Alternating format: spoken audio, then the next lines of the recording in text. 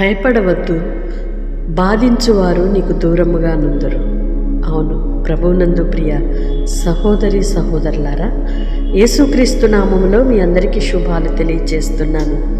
ఈ దినము దేవుడు మనకిచ్చిన ధైర్యము కలిగిన మాటను బట్టి యేసయ్యకి థ్యాంక్స్ చెప్దామా? భయపడవద్దు అని చెప్పిన దేవుడు నీకు భయం రాకుండా చూసుకుంటాడు. నీవు భయపడాల్సిన అవసరత లేదు.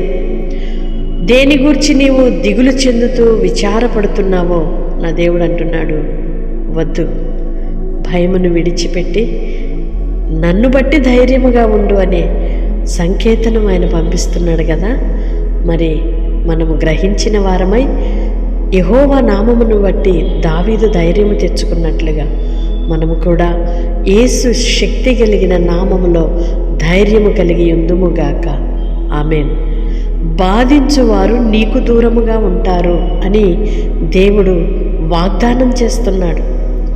మనతోనే ఉంటారు, మన స్నేహితుల్లాగా ఉండొచ్చు, మన ఇరుగు పొరుగు వారిలాగా ఆప్తులుగా సన్నిహితులుగా ఉంటూనే ఒకవేళ నిన్ను వారు బాధపరచువారిగా ఉన్నారేమో, ఇంతవరకు నీతోనే ఉంటూ నీకు ఇబ్బందిని కలిగిస్తున్నారేమో, నీతో స్నేహముగా ఉంటూ నీకు హాని చూస్తున్నారేమో, నీతో మంచిగా వ్యవహరిస్తూ కీడు కల్పిస్తున్నారేమో.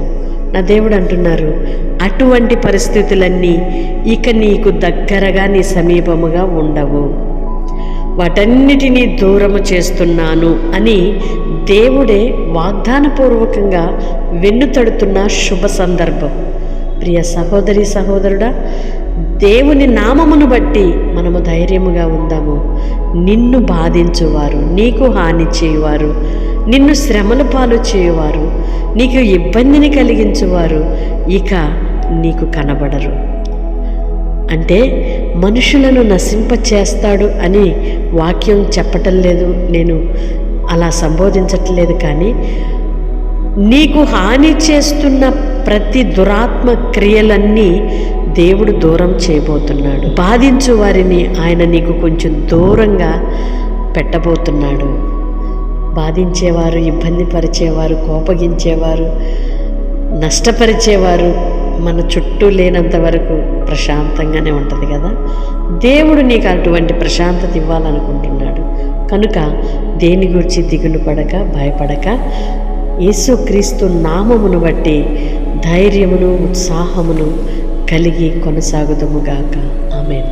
పరిశుద్ధుడు అయిన దేవ, ప్రేమ కలిగిన తండ్రి, ఈ స్తోత్రాలయ్యా. బాధించు శత్రువులు, బాధించు శ్రమలు, బాధించు రోగములు, బాధిస్తున్న మనోవేదనలు, మానసిక రుగ్మతలు ఇక అవి దూరంగా వెళ్ళిపోతాయని, యేసుక్రీస్తు శక్తి కలిగిన నామములో ఒక విజయమును మేము చూస్తాము అని వాగ్దానపూర్వకంగా మీరు ధైర్యపరిచినందుకై నీ స్తోత్రాలు. అవును, సహించగలిగినంత కంటే ఎక్కువగా నువ్వు మాకు శోధనలు కలుగునీయవు, కానీ మేమే అనేక మార్లు సహించనొల్లని వారిగా, బాధపడుతూ మనశ్శాంతిని కోల్పోయిన వారిగా, పరిశుద్ధాత్మను దుఃఖపరిచిన వారిగా కనబడుతున్నాం.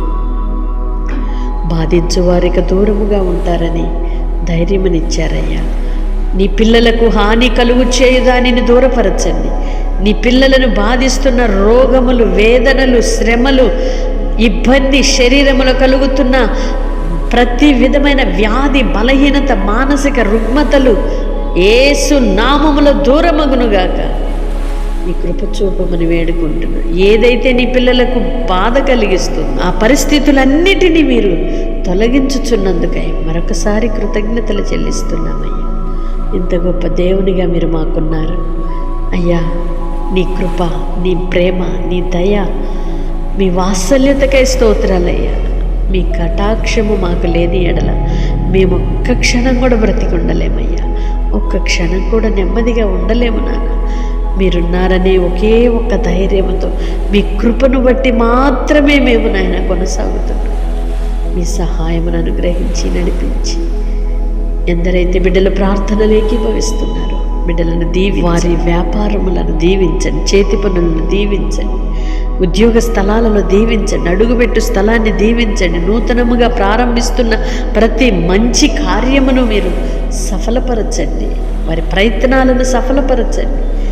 మీరే ధైర్యముతో నింపి మీ ఘననామానికి మహిమ పొందుమని యేసు నామములో ప్రార్థిస్తున్నాను తండ్రి. ఆమేన్.